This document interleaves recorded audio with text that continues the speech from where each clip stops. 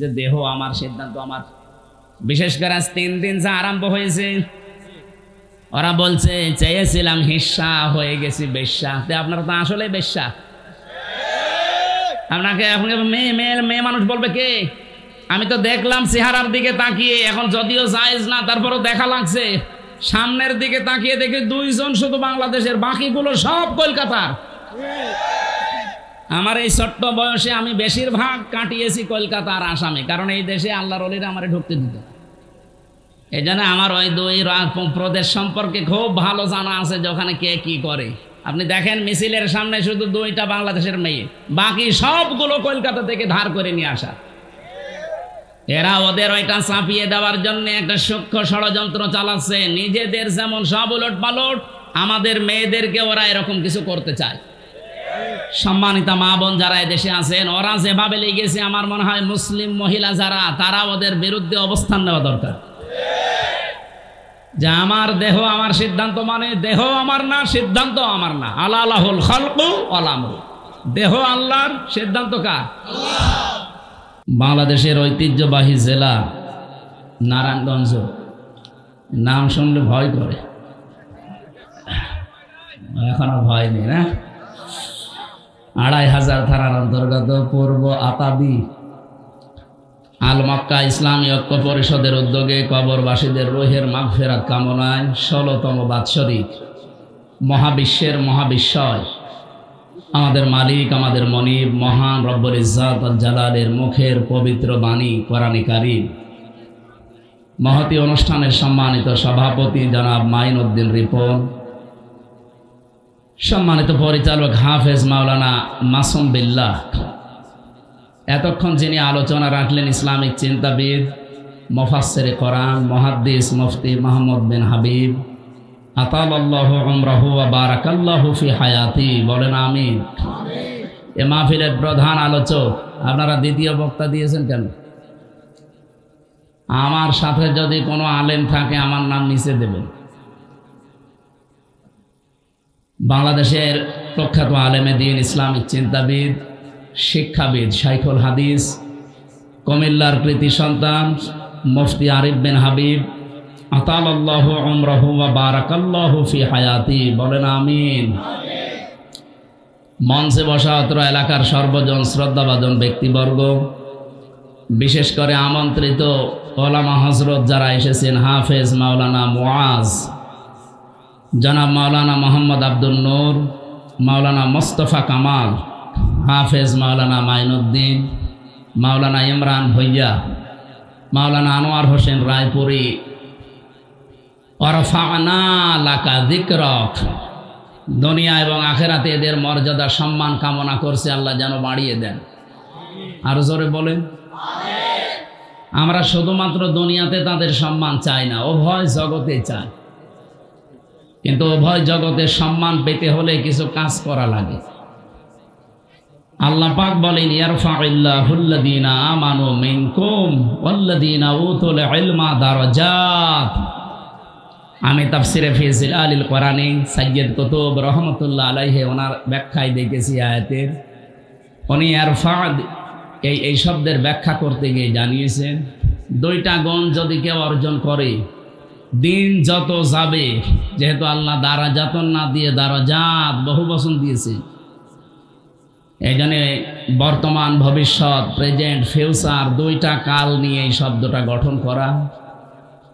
দুনিয়াতে যারা ঈমান আনবে আর যারা এলেম পাবে, জ্ঞান পাবে, এবং এই জ্ঞান অনুযায়ী যারা কাজ করবে, দিন যত যাবে তাদের সম্মান মর্যাদা আল্লাহ বাড়াতেই থাকবে, শুধু বাড়াবে না, বাড়াতেই থাকবে।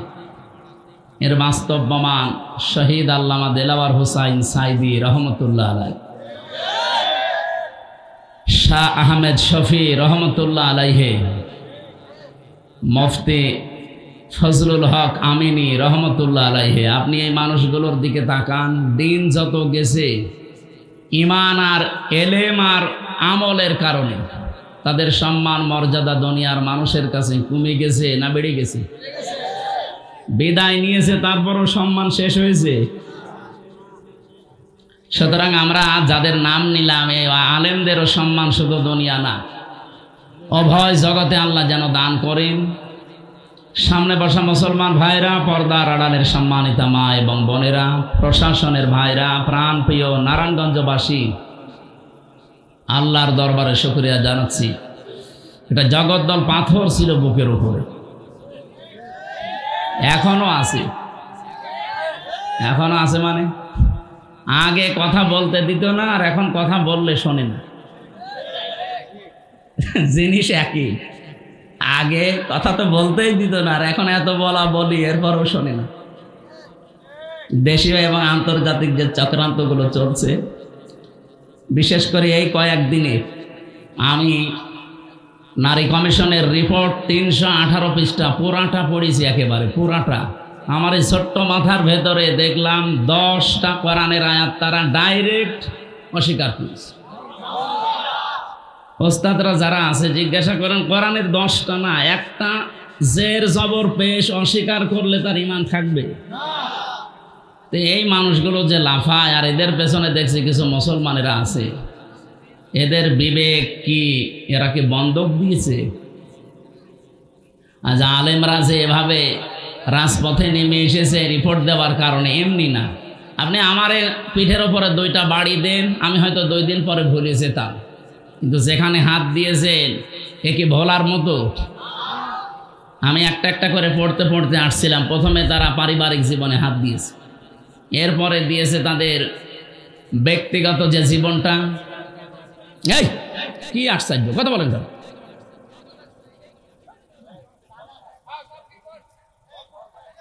আরে মিডিয়াগুলো সমস্যা, আমি এই জন্য রেকর্ড করতে দিতে চাই না। আপনারা কি বারবার বলে যে কাজ শেষ হলে বসে পড়বেন, আর এত এক জায়গায় দিলে হবে, একটু ফাঁকা ফাঁকা করে দেওয়া যায় না? আর এখানে যে দাঁড়িয়ে আছেন, কি এটা কি আর কি মারা জায়গা? এটা ইবাদত চলছে, বসেন। আরে জায়গাটা মনে হয় ভেজা না? যেখানে জায়গা পান ওখানে বসে পড়েন, এখানে দাঁড়িয়ে আছেন কেন? এত মূর্তি ভাঙার পরও যদি দাঁড়িয়ে থাকে, এরে ভাঙি ফেলেন তো আগে। নাকি এ জেলায় ওসব ভাঙা ভাঙি হয়নি? আমার কুষ্টিয়ায় যেটা ছিল শাপলা চত্বরে, শাপলা চত্বর ভেঙে দিয়ে বানিয়েছিল ওইটা। মানে এত কষ্ট হয়েছে ভাঙতে, শেষে বোল্ডোজার লেগেছে। আমরা যাই, এগুলো আর যেন সামনে কেউ তৈরি না করে, সে যাই হোক। মূর্তি যদি কিছু বানাতেই হয়, আপনি আল্লাহর নাম দিয়ে, এই যে বিভিন্ন দেশে আমি যাই দেখে আসি, ওই সমস্ত নিদর্শনগুলো চারিদিকে আল্লাহর নাম দিয়ে গোল চত্বরে লাগিয়ে দেন, মানুষ চলতে ফিরতে যেন একবার হলো বলে যে আল্লাহু আকবার। আর আপনি টাঙিয়ে রেখেছেন একজন মানুষকে, কেন? মোবাইল তাদের আছে, সাইলেন্ট করে রাখেন। হ্যাঁ, নিস্তব্ধ হয়ে থাকবেন ভাই। এমনিতে এই যে এটাই বসেছি, তো এটা না বসলে বসতেও পারতাম না। আমি মনে করলাম যে এরা আবার কালকের মতো, কালকে ছিলাম সেই পটুয়াখালী রাঙ্গাবালি, ওরা দিয়েছিল এই কাঠের চেয়ার। 3টা বছর আমার রিমান্ডে নিয়ে, বিশেষ করে জেলখানায় ওরা এমন টর্চার করেছে, আমার মাথার চুল থেকে পায়ের তালু পর্যন্ত 1 ইঞ্চি জায়গাও বাকি নেই।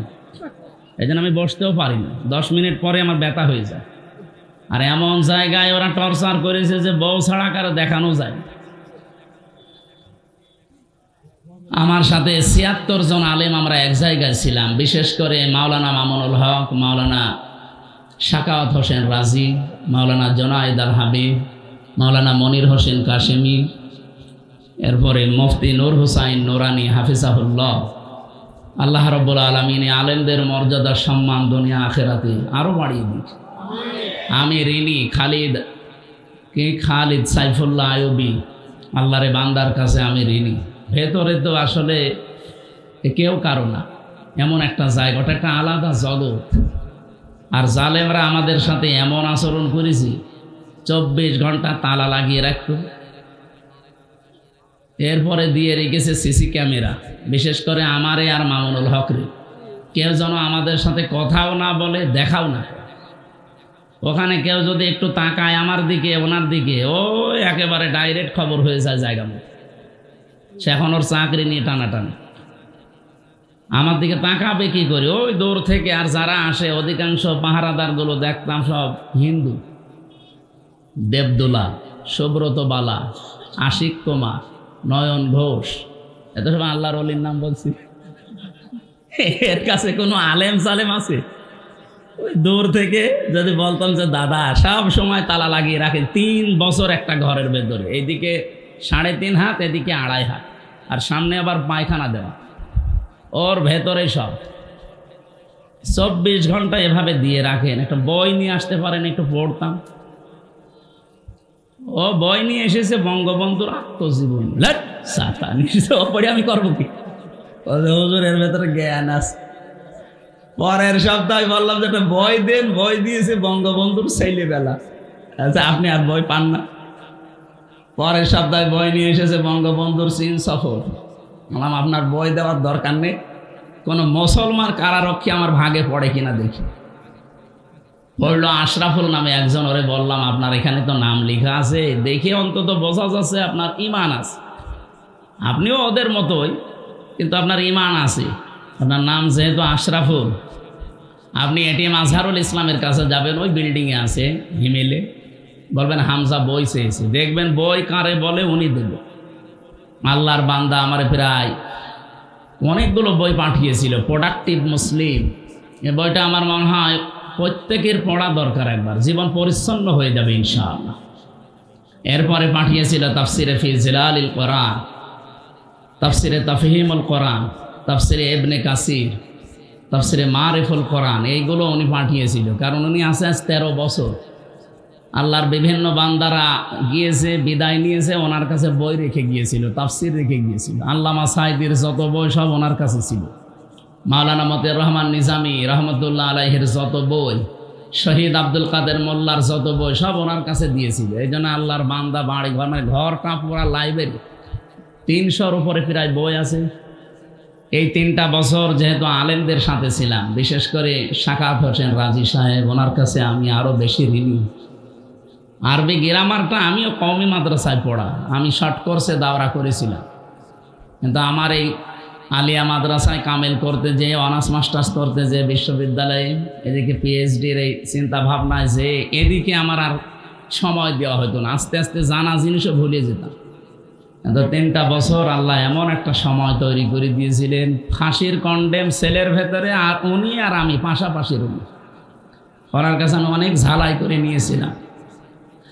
আল্লাহর বান্দা রাজি সাহেবকেও আল্লাহ যেন কবুল করেন। বাড়ি মনে হয় কুমিল্লার সন্তান, ফজলুল হক আমিনী রহমতুল্লাহ আলাইহির জামাতা উনি।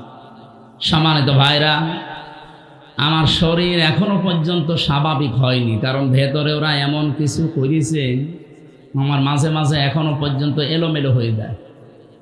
এই যে 8-10 দিন ছিলাম আমি ভেতরে হাসপাতালে, এই সাইডটা ডাক্তাররা বলছে, আমি সিঙ্গাপুরে, মালয়েশিয়া, থাইল্যান্ডে, ইন্দোনেশিয়া অনেকগুলো দেশে ঘুরলাম, যেখানে যেখানে দেখিয়েছে ওরা বলে এই সাইডটা একটু সমস্যা হয়ে এখনও আছে, কিন্তু সময় লাগবে স্বাভাবিক হতে। আপনি রাত জাগবেন না, সর্বোচ্চ রাত 10টা 10:30টায় ঘুমিয়ে পড়বেন, কিন্তু এই মাহফিলের জগতে এসে মানুষ কথা শোনে। এরা আসলে তোলে রাত 10টা 11টা 12টায়। কালকে 11:30 12টার সময় আমি নেমেছি। একটা কথা হইল, আপনারা এত বলি যে 9টায় তুলে দেবেন, আমি 1 ঘন্টা 10-15 মিনিট কথা বলি, আমারে নামিয়ে দেবেন, আমি যেন 10টা 10:30টায় ঘুমিয়ে পড়তে পারি। যে গরু দিয়ে চাষ করে খাবেন, ও গরুই যদি মরে যায়, আমি তত কিছুদিন বেঁচে থাকি নাকি আমারে মেরে ফেলবেন? আমার রিমান্ডে প্রথম নিয়ে যে টর্চার করেছে আমার জীবনে ভোলার মতো না। এইরকম একটা চেয়ারে বসিয়ে এই হাতের সাথে ক্লিপ লাগিয়ে দিয়েছে। আমার আগে একজনকে নিয়ে গেল, ওরে দিয়ে আমারে দেখাচ্ছিল যে এইভাবে করে কিন্তু আমরা নখ তুলি, যেন এখানে একটা চাপ দিয়েছিল। আর 4.5 বছর চলছে, এখনো মিলিয়ে যায়নি। আমার আগে যারে নিয়ে গেল, ভালো মানুষ নিয়ে গেল, আসার সময় দেখছে ও মা গো বাবা গো ওরে চিৎকার করছে। এই জায়গায় এরকম চেয়ারের সাথে ক্লিপ লাগায়, হাতের সাথে, গলার সাথে একটা বেড লাগিয়ে দেয়, মাথায় একটা টুপি পরিয়ে দেয় কালো, পেছনে তো হাত বাঁধা, ডান্ডা বেড়ি দেওয়া, মাজায় দড়ি টাঙিয়ে রাখে, একটা মেশিন আছে, এসে শুধু হাতের কাছে পায়ের কাছে ধরে, একেবারে মাপ দেওয়া, শুধু একটা টিপ দেবে, একবারে নখগুলো সব খুলে চলে যাবে। আরে নখ খুলে আসলেও যদি ছেড়িয়ে দেয় তাও তো বাঁচা যায়, লবণ ছিটিয়ে দেয়। মুফতি ফখরুল ইসলাম ভাই আমার সাথে ছিল, মাঝে মাঝে আমারে বলতো, হামজা, এই যে মানুষ শুয়ে থাকে এটা যে কত বড় নিয়ামত আমি টের পেয়েছি। ওরা আমারে মাটির নিচে নিয়ে প্রথম দিকে এই পায়ের ভেতরে হাত দিয়ে, এই লোহার ব্যারিকেড আছে সামনে, এর সাথে শিকল লাগিয়ে দেয়। 24 ঘন্টা একটা মানুষ এভাবে বসে থাকতে পারে? শুধু নাম শুনেছিলাম আমেরিকার ওই কারাগারে, কিন্তু বাস্তবে আমরা কিছু কিছু, আমার বিশেষ করে আমি এই আয়না ঘরে যখন ছিলাম প্রথম 10 দিন, আমি নিজে টের পেয়েছি যে মানুষের উপরে মানুষ এরকম অত্যাচারও করতে পারে। আর আমার এই কথাগুলো চিন্তা হয়, দেখি, আর মাঝে মাঝে মনে হয় যে এখনো যারা জালেমের পক্ষে সাফাই গায় ওরা কি মানুষ?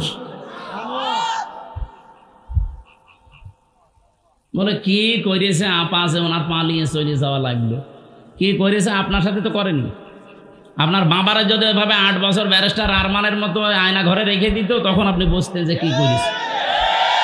আপনি চিন্তা করতে পারেন একটা মানুষ 8 বছর 10 বছর একটা ঘরের ভেতরে শিকল পায়ে বাঁধা বসে আছে, ও জানে না যে ওর নাম কি, ও ভুলে গেছে, কারণ 10 বছর ওকে কেউ ডাকে না। আমার পাশের ছেলে যে ছিল, মনে হয় 7 বছর ছিল, ওর জিজ্ঞাসা করেছে তোমার নাম কি, আমার দিকে আনমনা হয়ে তাকাচ্ছে, মনে হয় ওর নামও ভুলে গেছে, কারণ ওরা কেউ ডাকে না, ওর কাছে যায় না, ওর নামই জানে না। এ কোন বছর চলছে ও জানা নেই, এটা কোন মাস চলছে ও জানে না। এখন যে কিসের নামাজ পড়বে ও তাও জানে না, কারণ নামাজের সময় আমি নিজেও জানি না। আমি নিজে নামাজ পড়েছি আন্দাজে। 4 ওয়াক্ত নামাজে আমি পোড়াটা টাঙানো ছিলাম একেবারে মাজায় দড়ি দিয়ে শূন্যের উপরে। আমি জানি না যে এখন কি নামাজ চলছে না কি চলছে। এমন এক ভয়ঙ্কর মাটির নিচে ঘর, দুনিয়ার কোনো আওয়াজ নেই, একেবারে আস্ত একটা কবর। চা নিয়ে এসেছেন?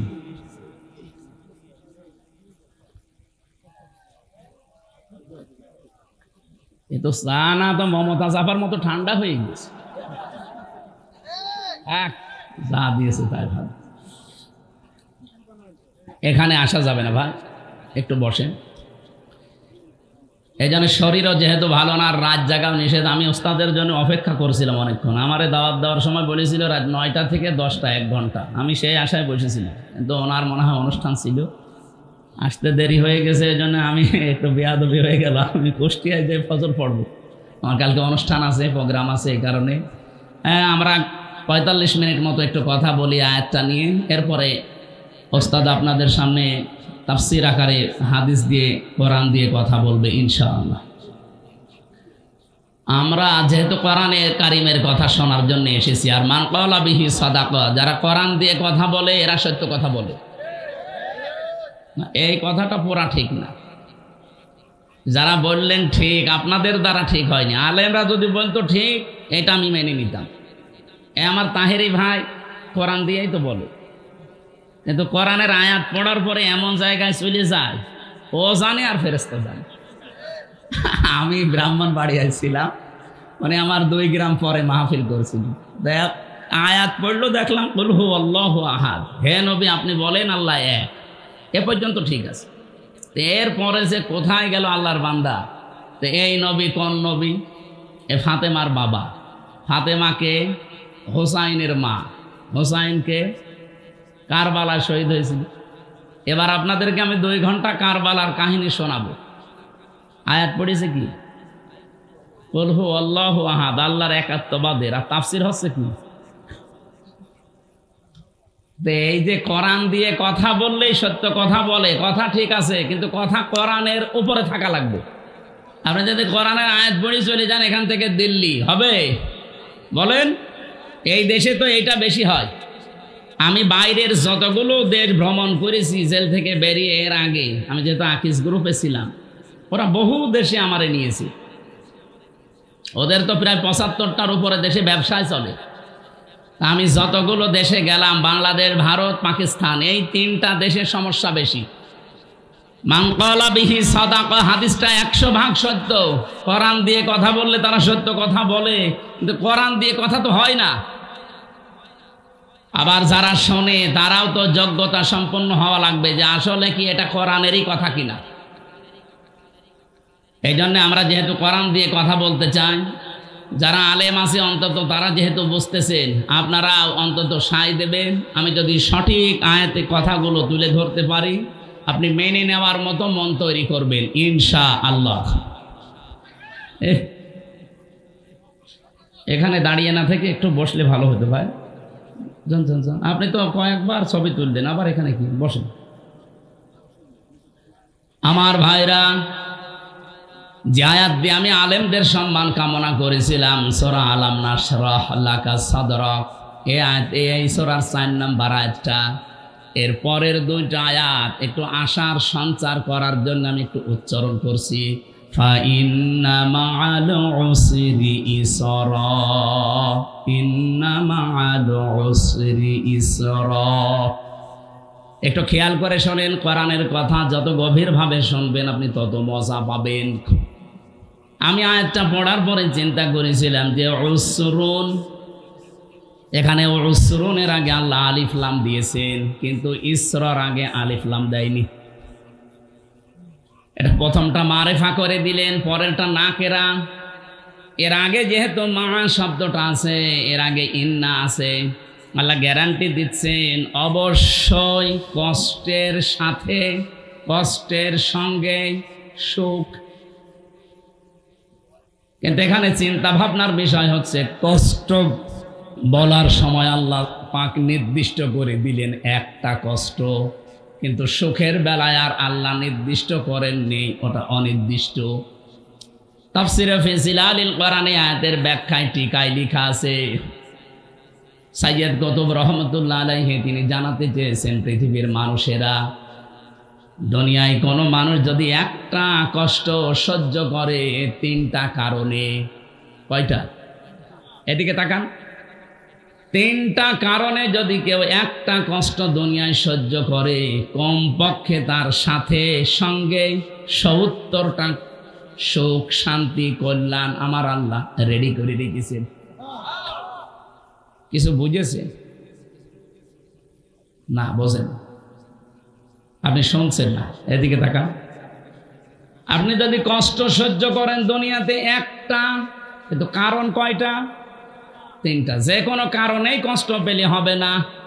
কত মানুষ তো প্রেমে ছাঁকা খেয়েও কষ্ট পায়, এ জেলায় এসব নেই।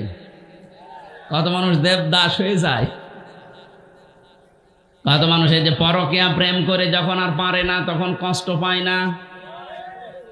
এলাকায় পরকীয়া প্রেম আছে? যারা করেছেন এখনো আছেন, এই মুহূর্তে মোবাইল নাম্বার ডিলিট করি। যারা করতে পারবেন হাত তোলেন তো দেখি। ও যতটুকু মানুষ অত মুসলমানই দেয়নি না, আমি হাসির জন্য বলি না। এই কাজ সারা দেশে কম বেশি চলছে। এটা যে কত বড় জঘন্য কাজ! আপনার নিজের স্ত্রী থাকতে আপনি আরেক জায়গায় লাইন করেন। আপনি মানুষ। যারা শয়তানের ধোকায় নফসের জালে পড়ে এগুলো করেছেন, এই মুহূর্তে আমাদের থামা লাগবে। যদি কেউ করে থাকেন এই মুহূর্তে তাওবা করে জীবনের মতো ফিরে আসেন, তাও মাপ পাবেন। আর এভাবে যদি চালাতেই থাকেন, এমন একটা সময় আসবে, ইন্নামা নুমলি লাহুম লিয়াজদাদু ইসমা ওয়া লাহুম আযাবুম মুহিন। মানুষ যখন পাপ করতে করতে সীমা ছাড়িয়ে যায়, পরিপূর্ণ হয়ে যায় অপরাধ, তখন ওকে আর ফিরে আসার কোনো লাইন আল্লাহ রাখে না। ওর জন্য তখন অপমানজনক শাস্তি আল্লাহ রেডি করে রাখে। আমি সহ এখানে যারা আছি, কেউ যদি এই গোনায় থেকে থাকি, এই মুহূর্তে আল্লাহর দিকে তাকিয়ে তওবা করছি। পারবেন না ইনশাআল্লাহ?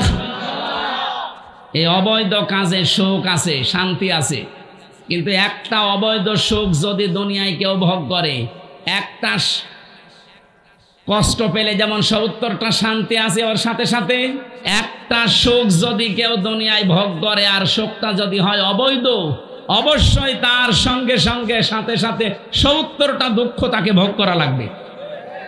পরকীয়া প্রেমে যে শান্তি আছে, সুখ আছে, এটা কি বৈধ সুখ না অবৈধ? বলেন বলেন। এই অবৈধ সুখ যদি কেউ দুনিয়ায় পান, হ্যাঁ আপনার আনন্দ লাগবে, সুখ লাগবে, একটা সুখের কারণে 70টা অশান্তি দুনিয়ায় ভোগ করা লাগবে। এটা আমরা চাই? বলেন। আল্লাহ আমাদের হেফাজত করুন, বলেন আমিন। আমি বলছিলাম কোন মানুষ যদি তিনটা কারণে কষ্ট পায়, একটা, আপনার কষ্ট যদি হয় দুনিয়াতে আল্লাহর জন্যে, আপনার কষ্ট যদি হয় দুনিয়ায় রাসূলুল্লাহর জন্যে, 3 নম্বরে আপনার কষ্ট যদি হয় মানবতার জন্যে। এই তিনটা কারণে যদি দুনিয়ায় কেউ কষ্ট পায়, মাস্ট বি, অবশ্যই, এজন্য আল্লাহ ইন্না দিয়েছেন, তার সাথে সাথে সঙ্গে সঙ্গে 70টা করে শান্তি আল্লাহ রেখে দিয়েছেন। এই জন্য এই পৃথিবীতে বসবাস অবস্থায় আমরা যারা এই 3 কারণে কষ্ট পেয়েছি, কোনো চিন্তা করবেন না, মাস্ট বি, এই পৃথিবীতে বিজয় আমাদের হবেই, শান্তি আসবেই, কল্যাণ আমরা পাবই, পাবো না, শেষে হর্ষাই আছে। এই যে শেষে হর্ষাই আছে, এটা কোথায় আছে? সূরা বাকারা 139 নম্বর আয়াত, সূরা আলে ইমরান 139 নম্বর আয়াত দিয়ে আছে, ওয়ালা তাহিনু ওয়ালা তাহজানু ওয়া আনতুমুল আ'লাউনা। শব্দটা আরবি গ্রামার দিয়ে আপনি মিলান, এই আয়াতটা মিলিয়ে দেখেছি আমি যে মিলছে না। ওয়ালা তাহিনু ওয়ালা তাহজানু, ভয় পাবে না, চিন্তা করবে না। ওয়া আনতুমুল আ'লাউনা, আ'লাউনার আগে আলিফ লাম দেওয়া আছে, অথচ আনতুম আ'লাউনা হওয়ার কথা। বালাগাত মানতিক অনুযায়ী, বিশেষ করে আরবি গ্রামার দিয়ে যদি আপনি আয়াতটা মিলিয়ে পড়তে চান, তাহলে আয়াত মিলছে না। সব সময় আমরা গ্রামারের নিয়ম জানি, মুবতাদা যদি মারেফা হয় খবর হবে না কেরা, অথচ এখানে আল্লাহ আলিফ লাম দিয়ে খবরকেও মারেফা বানিয়ে দিয়েছেন। আমি টিকায় পড়েছিলাম, খবর যদি কোনো সময় না কেরা হয়, মারেফা হয়ে যায়, তাহলে ইফিদুল হসরা, হসরের ফায়দা দেয়, বাংলা অর্থ দাঁড়ায় হবেই। ওয়াংতুমুল আ'লাউনা, তোমরা বিজয়ী হবেই, হবে না, হবেই। একটা শর্ত আল্লাহ শেষে লাগিয়েছেন, ইন কুনতুম মুমিনিন, যদি মুমিন হতে পারো। তাহলে আমাদের কোনো চিন্তা নেই, কোনো ভয় নেই, আমরা মনক্ষুণ্ণ না, হীনমন্যতায় ভোগী না। কারণ এই পৃথিবীতে আমরা বেঁচে থাকলেও লাভ, মরে গেলেও আমাদের লাভ, কোনো চিন্তা নেই। জন্য আমাদের ঈমান যাদের আছে তারা হতাশ হয় না কোনো দিন, যত কঠিন পরিস্থিতি আসুক, কারণ তারা বিশ্বাস করে এই 3টা কারণে যদি আমি কষ্ট পেয়ে থাকি, মাস্ট বি, আল্লাহ পাক যেহেতু ইন্না লাগিয়েছেন, উনি খেলা করার জন্য দেননি, অবশ্যই কোনো কারণ আছে। এই 3টা কারণে আমরা যারা কষ্ট দুনিয়ায় পেয়েছি, এখনো পাচ্ছি, আপনি বিশ্বাস করতে পারেন 70টা শান্তি, সুখ, কল্যাণ আমাদের সাথে আল্লাহ লাগিয়ে রেখেছেন। আল্লাহ এই আয়াতের বাস্তব কিছু আমাদের যেন দান করেন, বলেন আমিন। যাদের কষ্ট আজ আল্লাহর জন্যে, রাসূলুল্লাহর জন্যে, মানবতার জন্যে, আল্লাহ তাদেরকে যেন দান করে। যেহেতু আমি ওই ষড়যন্ত্র নিয়ে আরম্ভ করেছিলাম, ওই কথাটা কয়েক মিনিটে বলতে চাই, এটা শিক্ষা। 318টা পৃষ্ঠা পড়লাম, ফির আমি 28টা হাদিসের বিরুদ্ধে তাদের এই বক্তব্যগুলো পেয়েছি, 10টা কোরআনের আয়াতের ডাইরেক্ট বিরুদ্ধে। তার ভেতরে 3 নাম্বার পয়েন্টে ওরা লিখেছে, দেহ আমার, সিদ্ধান্ত আমার। এটা প্রকাশ্য কোরআন বিরোধী কথা। দেহ আপনার মানে, এ দেহ যে আপনার, আপনি কোথায় পেলেন? কোরআনে কারিমে সূরা আরাফের 54 নম্বর আয়াতের মাঝের অংশে আল্লাহ জানিয়েছেন, আলা লাহুল খালকু ওয়াল আমরু তাবারাকাল্লাহু রাব্বুল আলামিন। এই পৃথিবী বানিয়েছি আমি, এখানে সিদ্ধান্ত চলবে কার? আপনি কি করতে বলতে গেলেন যে দেহ আমার? এ দেহ আপনার কে বলেছে আপনাকে? আপনার মা বাবা শুধু বিছানায় ছিল, এতটুকুই শেষ। বাকি ওই বীর্য থেকে শুরু করে হামজা পর্যন্ত বানিয়েছে কে? এই জন্য আল্লাহ একটা দুর্বল জায়গায় আঘাত দিয়েছেন, ফালিয়ানজুরিল ইনসানু মিম্মা খুলিক, খুলিকা মিম্মা দাফিকিন ইয়াখরুজু মিন বাইনিস সুলবি ওয়াত তারাইব। এটা কিছুদিন আগে আমি মালয়েশিয়া ইন্টারন্যাশনাল ইসলামিক ইউনিভার্সিটিতে সেমিনারে গিয়েছিলাম। ওখানে প্রায় 120টা দেশের ছেলেমেয়েরা, বিশেষ করে ইসলামিক চিন্তাবিদ যারা বিশ্বে নাম করা, ডক্টর জাকির নায়েক সাহেব, এরপরে ওনার উস্তাদ যারা, আমেরিকা থেকে এসেছিল একজন ডক্টর নোমান আলী খান হাফিজাহুল্লাহ। এই মানুষগুলোর কিছু কিছু 2 মিনিট 3 মিনিট 5 মিনিট করে সময় দিচ্ছিল, আমারে আলোচনা দিয়েছিল যে তাকওয়ার স্তরগুলো আপনি বলেন। আমার সময় দিয়েছিল মাত্র কয় মিনিট, তাড়াতাড়ি করে আমি যতটুকু বলেছি। আমার পরে একজন, ওনার বাড়ি মনে হয় ফ্রান্সে, উনি যে কথাটা বলছিলেন এই আয়াতটা দিয়ে, উনি তো বিজ্ঞান মনস্ক, উনি বিজ্ঞান পড়ান যেহেতু বিশ্ববিদ্যালয়ে, উনি বলছিলেন যে সোলবনটা আল্লাহ 1 বচন দিয়েছেন আর তারাইবটা বহু বচন দিয়েছে। এদিকে তাকান, মানুষ বানাতে আল্লাহ বলেন মানুষকে নজর করে দেখে না যে আমি কি জিনিস দিয়ে তাকে বানালাম। এই যে আল্লাহ এখানে র না দিয়ে নাজারা দিয়েছেন, তার মানে র মানে চোখ দিয়ে এমনি দেখা, আর নাজারা মানে গবেষণা করে দেখা। আল্লাহ জানাতে চায় যে মানুষ যেন একটু চিন্তা ভাবনা করে, গবেষণা করে, ওর পেছনে একটু তাকায় যে আমি কি দিয়ে তাকে বানালাম। এখরুজু মিন বাইনি সলবি ওয়াত তারাইব, দ্রুত গতিতে বের হয়ে যাওয়া নাপাক পানি দিয়ে আমি আল্লাহ তাকে বানিয়েছি। এখানে এই জন্যে যেটা দিয়ে বের হয় পানিটা, এই সলবন বলা হয় পুরুষের লজ্জাস্থান, আর তারাইব মেয়েদের লজ্জাস্থান। উনি আমাকে ব্যাখ্যায় এই সেমিনারে শোনাচ্ছিলেন যে সন্তান পৃথিবীতে আসতে কি শুধু বাবারই কষ্ট হয় না মার কষ্ট হয়? মায়ের কষ্ট হয়। আল্লাহ মায়ের ব্যাপারে বহু বচন দিলেন, তারাইব সলবন 1 বচন দিলেন, বাবার কষ্ট নেই? কথা বলেন না কেন? ব্যাখ্যা করতে গিয়ে তিনি বলছিলেন পৃথিবীতে বাবার কষ্ট আছে, কিন্তু মায়ের চাইতে কমপক্ষে 3 ভাগের 1 ভাগ।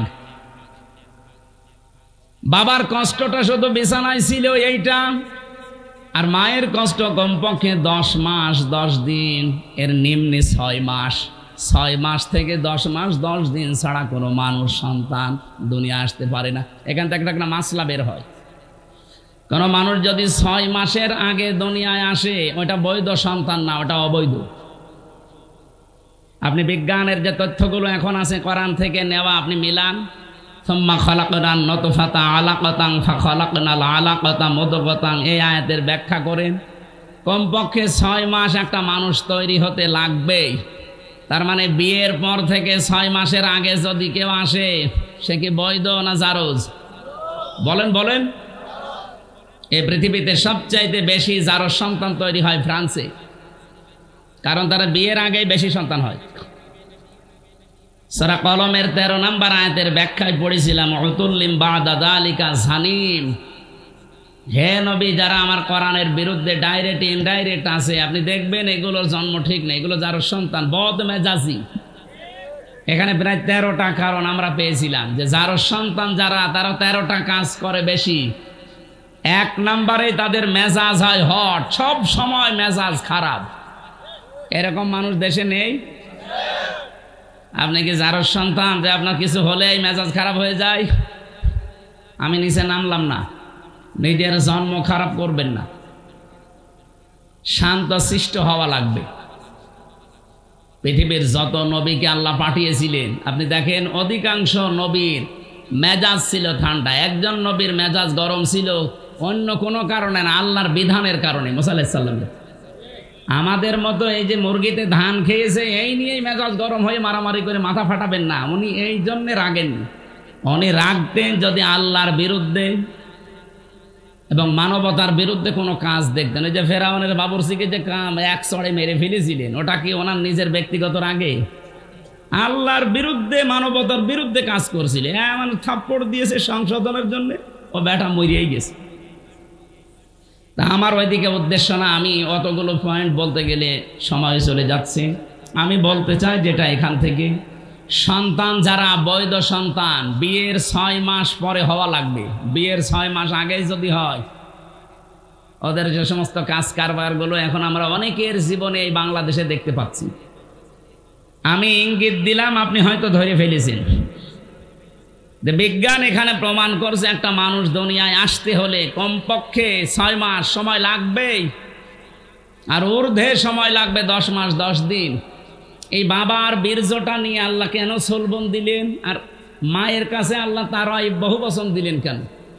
বাবা তো কষ্ট পেয়েছে একটা, মায়ের কষ্টের দিকে তাকান, কমপক্ষে 10 মাস 10 দিন এই কষ্টটা দুনিয়ার কোনো বাবা আজ পর্যন্ত টের পায়নি, পেয়েছে? এই জন্যে মায়ের সম্মান আল্লাহ বাড়িয়েছেন একদম। দ্বিতীয় নম্বরে ডেলিভারির যে কষ্ট, বিজ্ঞান এখন কষ্ট মাপার পরিমাপ করার যন্ত্র আবিষ্কার করেছে। কষ্ট পেলে মাপতে হয়। পৃথিবীতে যদি সর্বোচ্চ পুরুষ মানুষ 45 ইউনিট কষ্ট পায় মরে যাবে, কিন্তু একটা মা দুনিয়ায় সন্তানের মুখ দেখাতে কমপক্ষে কষ্ট স্বীকার করে 57 ইউনিট। কয়েকদিন আগে আপনারা দেখেছেন পলাশ সাহা, একজন এসপি মারা গেছে, তার স্ত্রী আর মায়ের ভেতরে এই দুইজনের মন সে মানাতে পারেনি, শেষ পর্যন্ত মরেই গেল নিজের অস্ত্র নিজে দিয়ে। আমি এখান থেকে একটা জিনিস মা বোনদেরকে বলতে চাই, শাশুড়ি যারা আছেন আপনি একটু ছাড় দিতে পারেন না আপনার বৌমাকে আপনার ছেলের শান্তির জন্যে? আর বৌমা যারা আছেন আপনার মন এত ন্যারো মাইন্ডের কেন? আপনি ব্রড মাইন্ডের মন তৈরি করতে পারেন না? আপনার স্বামীর জন্যে আপনার শ্বশুর শাশুড়িকে নিজের মা বাবার মতো মনে করে একটু ছাড় দেন না কেন? আজ হাজারো স্বামী আমরা এখানে যারা আছি মানসিক রোগী শুধুমাত্র পরিবারে মার বোর ছোট মনের কারণে। আমাকে বেশি বললাম? এটা বাংলাদেশে আজ হাজারো স্বামী আমরা অসুস্থ হয়ে আছি মানসিকভাবে, কিছু বলতে পারি না। তাই এই জন্য আশা করব মা বোনেরা আপনাদের মনটা আপনারা ছোট করবেন না, বড় মনের অধিকারী হন। পৃথিবী আর কয়দিন পরেই তো আপনিও মাটির নিচে যাবেন, আমিও মাটির নিচে থাকবো। আপনার সাথে আমি ভালো ব্যবহার করি এই কারণে আপনার এই ভালো ব্যবহার দিয়ে আমার আখেরাত তৈরি হবে। কি কথা বলেন না কেন? আমি আলেমের সাথে ভালো ব্যবহার করব এই কারণে ব্যবহার দিয়ে আমার আখেরাত তৈরি হবে। তার সাথে আমি খারাপ আচরণ করলে এইটা দিয়ে আমার আখেরাতে জাহান্নাম তৈরি হবে। জান্নাত জাহান্নাম আপনার এই কামাই দিয়ে তৈরি করবে আল্লাহ।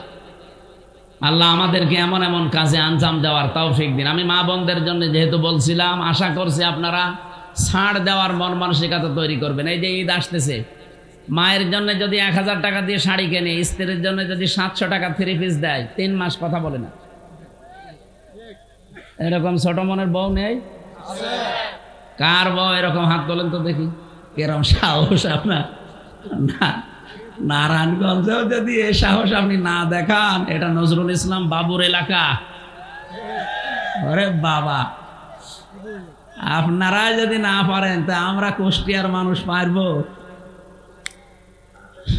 3 নম্বরে মায়ের কষ্টটা, এই যে দুধ খাওয়ানো, যদিও দায়িত্ব মায়ের না, দুধ খাওয়ানোর দায়িত্ব বাবার।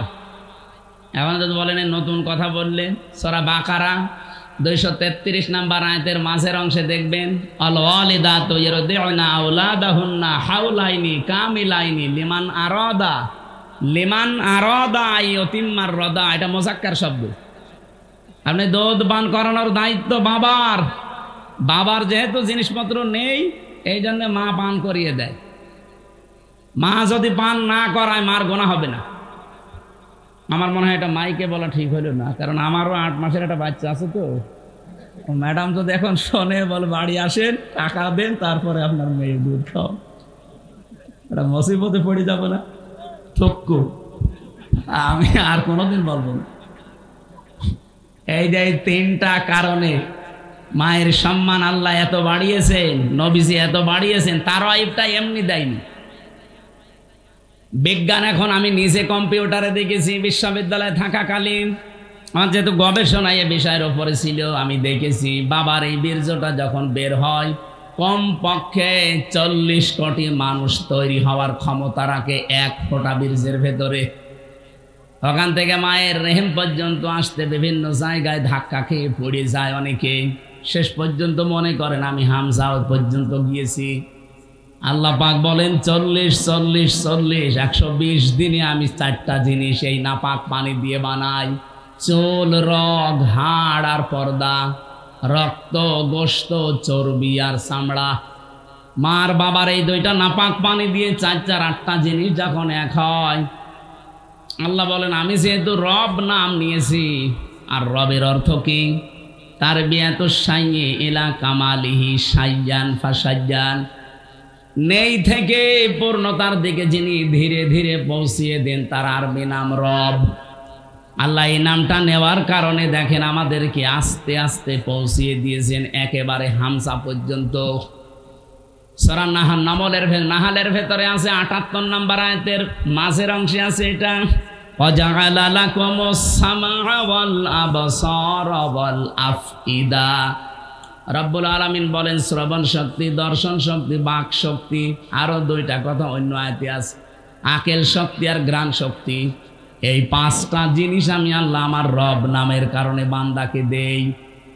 8 5 13টা জিনিস যখন এক হয় তখন আল্লাহর ফেরেশতারা জিজ্ঞাসা করে এর আকৃতি বানাবো কেমন, একই ছেলে না মেয়ে হবে। ওয়াল্লাযী ইউসাউবিরুকুম ফিল আরহামি কাইফা ইয়াশা, তিনি সে আল্লাহ যিনি মায়ের রেহেমের ভেতরে তোমাদের আকৃতি তৈরি করেন। এটা বানাই কে? আকারটা বানিয়েছে আল্লাহ, বডি বানিয়েছে ফেরেশতারা। 8 5 13টা জিনিস এক হওয়ার পরে আল্লাহু আখরাজাকুম মিন বুতুনি উম্মাহাতিকুম লা তা'লামুনা শাইয়া, আস্তে করে তিনি দুনিয়ায় আমাদেরকে বের করে নিয়ে আসেন এমন সময় যে সময় আমরা কিছুই জানতাম না। ধীরে ধীরে এভাবে আমার আল্লাহ বিভিন্ন জিনিস পেটের ভেতরে যে খাবারের ব্যবস্থা করেছেন নাভির ভেতর দিয়ে, দুনিয়ায় আসার পরে দাঁত দিয়েছেন শক্ত খাবার খাওয়ার জন্যে। এরপরে এখন আমি এই 33 বছরের আমির হামজা, বলেন তো আমার ভেতরে আমার কি নিজের আছে? আমার মা বাবার যা আছে শুধু বিছানায় থাকার দায়িত্ব, বাকি যা করলো পোড়াটাকে। আপনি কোন কারণে মুসলমানের এই 92% দেশে বলতে গেলেন যে দেহ আমার, সিদ্ধান্ত আমার? বিশেষ করে আজ 3 দিন যা আরম্ভ হয়েছে, ওরা বলছে চেয়েছিলাম হিস্সা, হয়ে গেছি বেশ্যা। আপনারা তো আসলে বেশ্যা। আপনাকে এখন মেয়ে মানুষ বলবে কে? আমি তো দেখলাম চেহারার দিকে তাকিয়ে, এখন যদিও জায়েজ না তারপরও দেখা লাগছে। সামনের দিকে তাকিয়ে দেখে 2 জন শুধু বাংলাদেশের, বাকিগুলো সব কলকাতার। আমার এই ছোট্ট বয়সে আমি বেশিরভাগ কাটিয়েছি কলকাতা আর আসামে, কারণ এই দেশে আল্লাহর ওলিরা আমারে ঢুকতে দিত। এই জন্য আমার ওই 2 প্রদেশ সম্পর্কে খুব ভালো জানা আছে যে ওখানে কে কি করে। আপনি দেখেন মিছিলের সামনে শুধু 2টা বাংলাদেশের মেয়ে, বাকি সবগুলো কলকাতা থেকে ধার করে নিয়ে আসা। এরা ওদের ওইটা চাপিয়ে দেওয়ার জন্য একটা সূক্ষ্ম ষড়যন্ত্র চালাচ্ছে। নিজেদের যেমন সব উলট পালট, আমাদের মেয়েদেরকে ওরা এরকম কিছু করতে চায়। সম্মানিতা মা বোন যারা এদেশে আছেন, ওরা যেভাবে লেগেছে, আমার মনে হয় মুসলিম মহিলা যারা, তারা ওদের বিরুদ্ধে অবস্থান নেওয়া দরকার। যে আমার দেহ আমার সিদ্ধান্ত, মানে দেহ আমার না, সিদ্ধান্ত আমার না। আলাহুল খালকু ওয়াল আমরু, দেহ আল্লাহর, সিদ্ধান্ত কার? আমি বিস্তারিত আর তথ্যের দিকে যেতে পারছি না। আমি আয়াত পড়েছিলাম একটা, ওদিকে যাচ্ছে সময়। আমার মনে হয় 1 ঘন্টা হয়ে গেছে। ওস্তাদ আবার বসে আছে, তো আমার তো আর সময় নেওয়া ঠিক হবে না। ওনার কাছে আপনারা এখন কথা শোনেন না। আমি আগামীতে আবার যদি আশপাশে কোনো জায়গায় আসি, 2টা দাওয়াত নিয়েছি, একটা 2500 আর একটা সোনারগাঁও, ওখানে কথা বলবো ইনশাল্লাহ। আমি নিজে ওনার ভক্ত, যদিও আমার মনে হয় জীবনে আজকেই প্রথম দেখা। আমি বহুবার রাজি সাহেবের কাছে ওনার নাম শুনেছিলাম, মনে মনে ভাবতাম যে নিজে যে ঢাকায় দেখা করে আসবো, সময় পাইনি বলে আসিনি। আজকে যেহেতু দেখা হয়ে গেছে, আমি নিজে কিছুক্ষণ শুনবো আজকে ওস্তাদের কথা। আমার কথা আপনারা আমি ইন্টারনেটে হাজার দেওয়া শুনতে পারবেন। আমি যে আয়াত পড়েছিলাম সূরা মায়েদার 27 নম্বর আয়াত, ইনশাল্লাহ ব্যাখ্যা করবো। কোরবানি সংক্রান্ত আর উস্তাদ পারলে করবে ইনশাল্লাহ। আসসালামু আলাইকুম।